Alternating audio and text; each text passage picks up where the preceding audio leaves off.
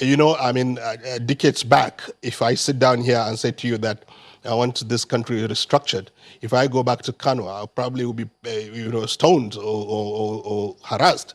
But I can tell you now that the reality of the country's structure is down on everybody, that it's not workable.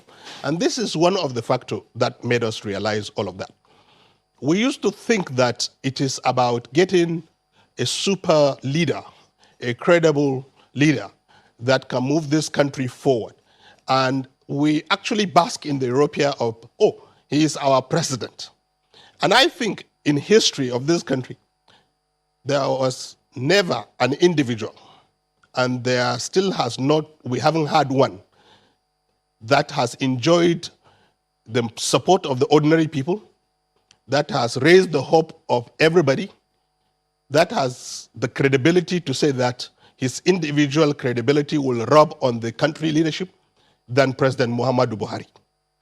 And the North rooted for him for decades and spent money and time and invested so much in his becoming the president of this country.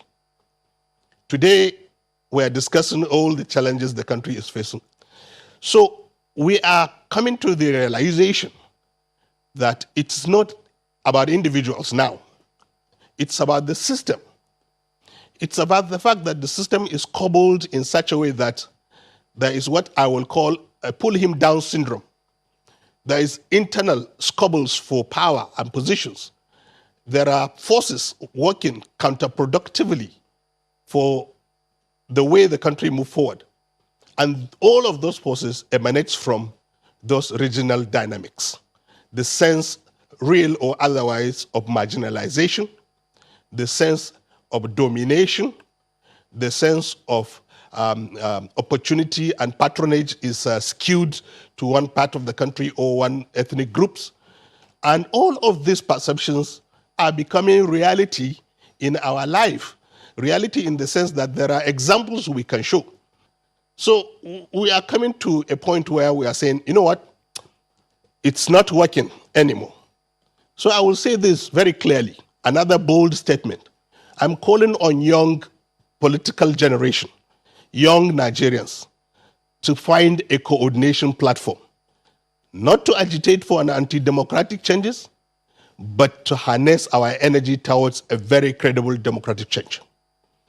We will not and we should not succumb to the political machinations of these generations that has put us in this situation. We must find the platform at our local government level and at our state level to coordinate ourselves. We are greater in number, and democracy is about number. We're doing our best in Kano to coordinate young people to create the necessary shift in the paradigm of power and the change we desire to see.